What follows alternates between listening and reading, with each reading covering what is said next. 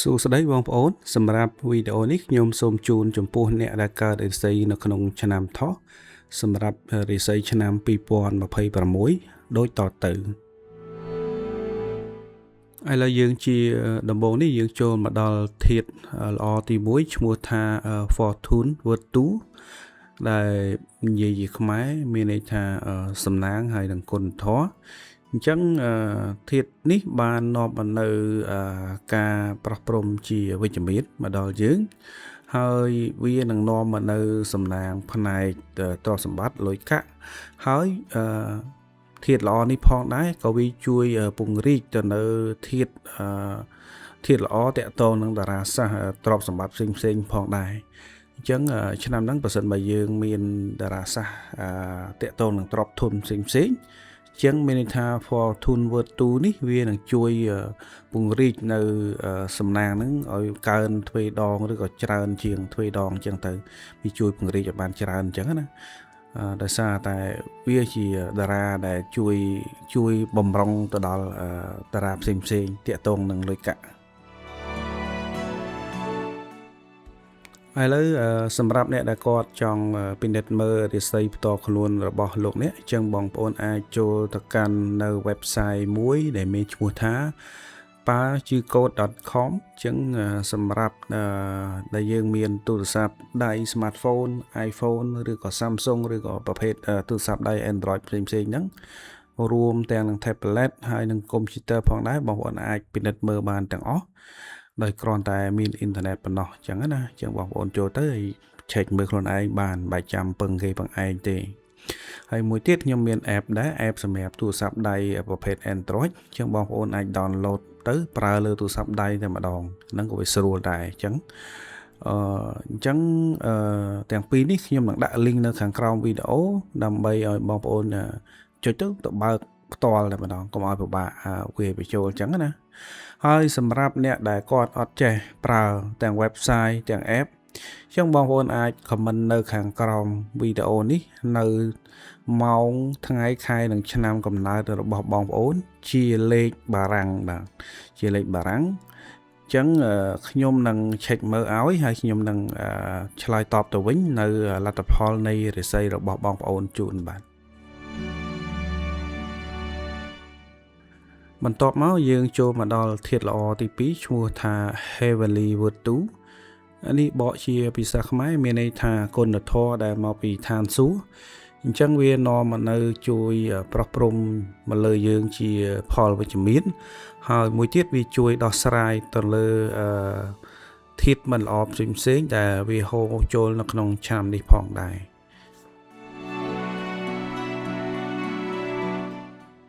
បន្ទាប់មកគឺធាតុល្អមួយទៀតឈ្មោះថា Prosperity Star អញ្ចឹងនេះជាភាសាខ្មែរមានន័យថា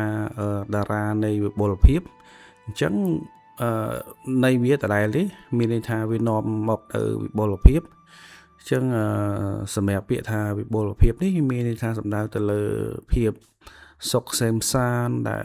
យើងរស់នៅសុខរស់នៅដែលមានសុភមង្គលសុខសប្បាយអីចឹងណាអញ្ចឹងមានក្នុងឆ្នាំ2026នេះយើងអត់សូវកាត់ទុកអីច្រើនទេនៃគឺចង់និយាយចឹងមានន័យថាអានេះវាជួយធ្វើឲ្យយើងរស់នៅដែលរស់នៅស្ងប់ស្ងាត់សុខសប្បាយត្រជាក់ត្រជុំអីចឹងទៅអាហ្នឹងគឺតកតងនឹង Prosperity Star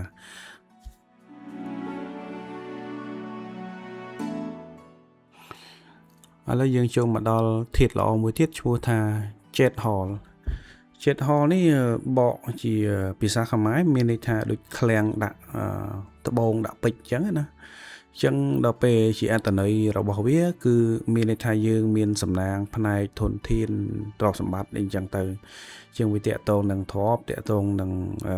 ធនធានលុយកាក់ហ្នឹងអញ្ចឹងដោយសារតែនៅខាងដើម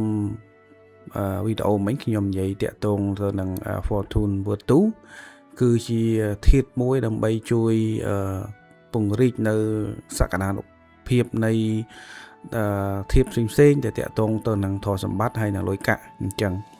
ចឹងបញ្ជាក់ថាJet Hall នេះគាត់នឹងមានឥទ្ធិពលបន្ថែមទៀតដោយសារតែមានធាតុផ្សេងមកជួយជំរុញទៅលើធាតុ Jet Hall នេះផ្ទាល់អញ្ចឹងណាចឹងមានន័យថាឆ្នាំថ្មីនេះយើងប្រហែលជាអាចទទួលបាននៅទ្រព្យធនតិចឬក៏ច្រើនទៅតាមអ្វីដែលតាមសមត្ថភាពហើយនិងភាពជាក់ស្ដែងរបស់យើងអញ្ចឹងណាឥឡូវយើងមកដល់ធាតុល្អមួយទៀតឈ្មោះថា Sky Happiness បកជាភាសាខ្មែរមានន័យថាការរីករាយដែលធ្លាក់មកពីលើមេឃអញ្ចឹងទៅឲ្យយើងយល់ន័យអញ្ចឹងវានាំមកនៅការប្រោះព្រំជាវិជ្ជមាននិយាយទៅក្នុងឆ្នាំ2026នេះវាហាក់ដូចជាមានទេវតាចាំមកប្រោះព្រំរហូតឃើញមានពី3ធាតុហើយគឺតកតងនៅនឹងភាពរីករាយរហូតអញ្ចឹងណាហើយវាក៏បង្ហាញអំពីព្រឹត្តិការណ៍រីករាយហើយនឹងដំណឹងល្អផ្សេងផងដែរអញ្ចឹងតាមការដែលមើលនេះបញ្ជាក់ថាសម្រាប់អ្នកដែលកើតឆ្នាំថោះឬថ្ងៃថោះគឺទទួលបាននៅឱកាសរីករាយក្នុងក្រុមគ្រួសារច្រើនសម្រាប់ខ្ញុំមើលណាអញ្ចឹងយើងពិនិត្យមើលខ្លួនឯងទៅកន្លែងហ្នឹង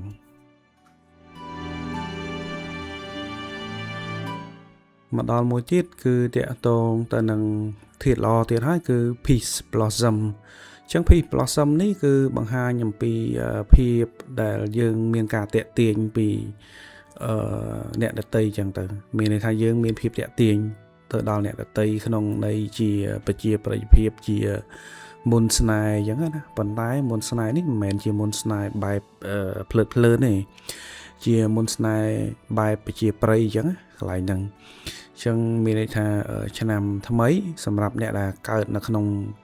ឆ្នាំទុនសាយគឺប្រហែលជាមានប្រជាប្រិយភាពទៅលើសាធារណជននានាផងដែរកន្លែងហ្នឹងណា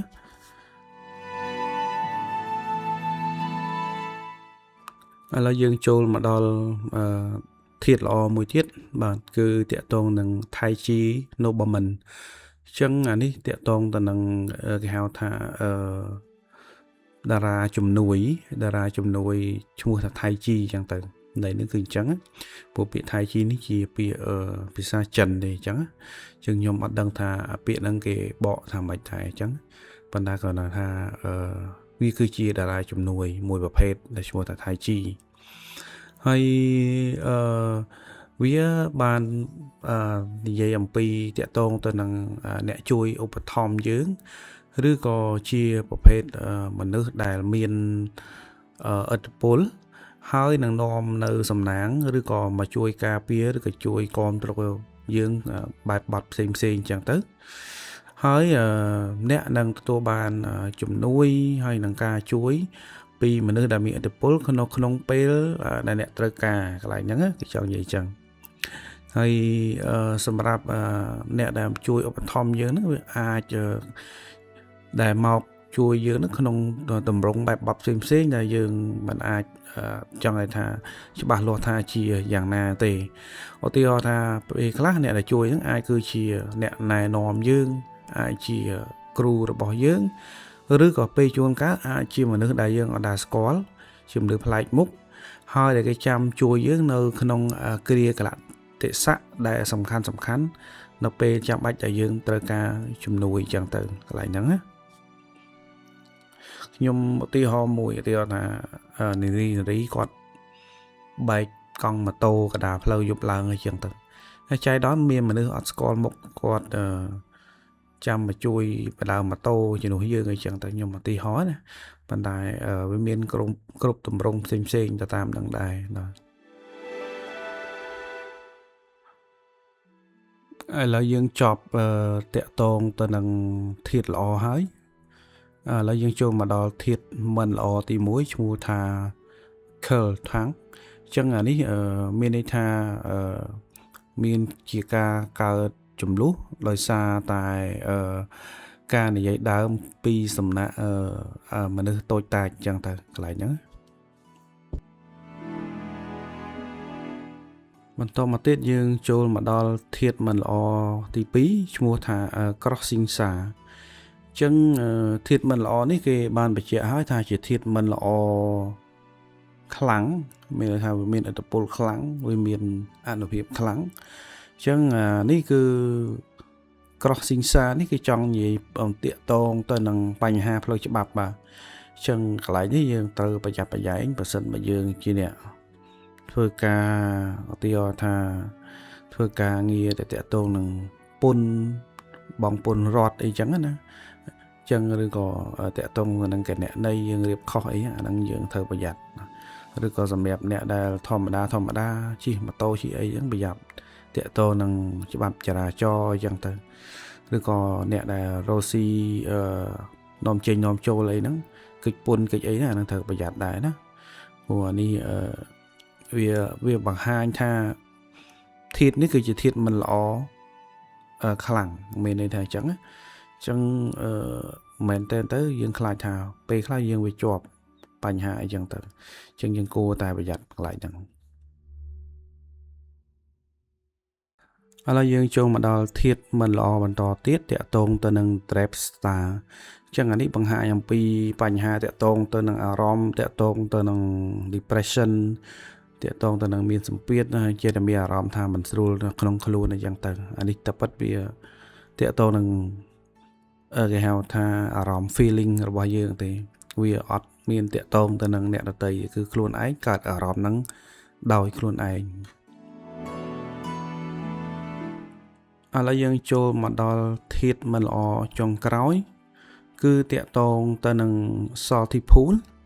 ជាង salty pool នេះនៃភាសាខ្មែរមានន័យថាអាងទឹកប្រៃបាទហើយបើសិនបើជាអត្តន័យវាគឺបង្ហាញអំពីយើងមានចេតនាក្នុងការលែបខាយចង់បានគេមករួមមេត្រីជាមួយអីចឹងណាមានន័យថាជាលក្ខណៈស្នេហាបែបភ្លើងចម្បើងបែបវាថាបែបយុវវ័យក្នុងរយៈពេលខ្លីអញ្ចឹងទៅមានន័យថាយើងជាការកើតភ្លើងស្នេហ៍ដែលមិនមែនជាចំណងស្នេហ៍បែបពិតប្រាកដទេគ្រាន់តែយើងចង់សប្បាយក្នុងរយៈពេលខ្លីណាមួយឬក៏ត្រឹមតែមួយពេលឬក៏មួយយប់អីចឹងទៅអានេះគឺមានន័យថាអញ្ចឹងអានេះមែនតើទៅសម្រាប់សម័យឥឡូវបើអ្នកដែលគេយល់ថាវាមិនល្អក៏វាត្រូវវាជារឿងធម្មតាក៏ត្រូវសម្រាប់មនុស្សសម្រាប់នេះសម្រាប់មនុស្សប្រុសណាមនុស្សប្រុសពេលខ្លះគាត់គិតថាអាហ្នឹងជារឿងធម្មតាផងគាត់ទោះបីជាគាត់ទទួលថាគាត់មានលួចញ៉ែគេឬក៏មិនក៏ជារឿងធម្មតាដែលវាមិនជារំខានឲ្យដល់គាត់ក៏បានអាហ្នឹងឧទាហរណ៍ប្រសិនជាគាត់ជាមនុស្សនៅខ្លួនមួយ single ប៉ុន្តែសម្រាប់ដែលគាត់ដែលជាមនុស្សដែលមានគ្រួសារហើយមានប្រពន្ធហើយអញ្ចឹងទៅហើយគាត់ព្យាយាមទទួលនៅឥទ្ធិពលរបស់ធាតុហ្នឹងហើយយើងចាប់ផ្ដើមទៅលែបខាយញ៉ែអ្នកដតីអីចឹងទៅវាបើសិនបើអត់មានរឿងដល់ផ្ទះវាមិនអីខ្លាចតែដល់ថាវាមានបញ្ហាដល់ផ្ទះដោយសារបែកជើងបែកអីទៅអាហ្នឹងក៏ជាបញ្ហាយើងដែរអញ្ចឹងអាហ្នឹងវាអាចថាសម្រាប់ខ្ញុំគេថាបែងចែកជា2សម្រាប់អ្នក single ដូចមិនសូវអីទេអញ្ចឹងវាជារឿងធម្មតាអញ្ចឹងទៅព្រោះសម័យឥឡូវវាប៉ុណ្ណឹងឯងអញ្ចឹងអូខេឥឡូវយើងអស់ហើយធាតុល្អមិនល្អអីប៉ុន្តែយើងត្រូវយល់អំពីអត្តន័យនៃធាតុល្អមិនល្អនោះវាកើតនៅចំពោះយើងត្រង់កន្លែងណាអញ្ចឹងទៅអញ្ចឹងជាទូទៅនៅក្នុងក្បួនបាយជឿយើងមាន4សត្វអញ្ចឹងណាមានសត្វនៅតួម៉ោងជាម៉ោងថោះជាថ្ងៃថោះឬក៏ជាខែថោះឬក៏ជាឆ្នាំថោះអញ្ចឹងទៅអញ្ចឹងអត្តន័យវាផ្សេងគ្នាអញ្ចឹងចំពោះបងប្អូនដែលកើតនៅក្នុងម៉ោងថោះគឺសំដៅទៅលើមុខរបររស់ស៊ីរបស់យើងឬក៏សំដៅទៅលើសតិបញ្ញារបស់យើងឬក៏អាចនិយាយអំពីថាកូនរបស់យើងអញ្ចឹងទៅហើយមួយវិញទៀតអាចនិយាយអំពីបុគ្គលិកបម្រើការងារឲ្យយើងហើយបើសិនបើយើងជាអ្នកដឹកនាំគេគឺសំដៅទៅលើ អ្នកដែលនៅក្រោមអាវ៉ាតរបស់យើងនៅក្រោមបញ្ជារបស់យើងចឹងទៅអាហ្នឹងសម្រាប់តួម៉ោងសម្រាប់តួថ្ងៃថោះគឺសំដៅទៅលើប្តីប្រពន្ធហើយនឹងគូសង្សារដែលយើងបានរួមរស់នៅជាមួយគ្នាចាប់ពី6ខែឡើងទៅវាមានឥទ្ធិពលហើយកន្លែងហ្នឹងហើយមួយទៀតអាចសំដៅថាខ្លួនយើងផ្ទាល់កើតចំពោះយើងផ្ទាល់តែម្ដងហើយសម្រាប់តួខែគឺសំដៅទៅលើកន្លែងការងារទៅលើឪពុកម្ដាយឬក៏ទៅលើសាច់ញាតិបងប្អូនរបស់យើងផងដែរសម្រាប់តួឆ្នាំគឺសំដៅទៅលើជីដូនជីតាសំដៅទៅលើមិត្តភ័ក្តិ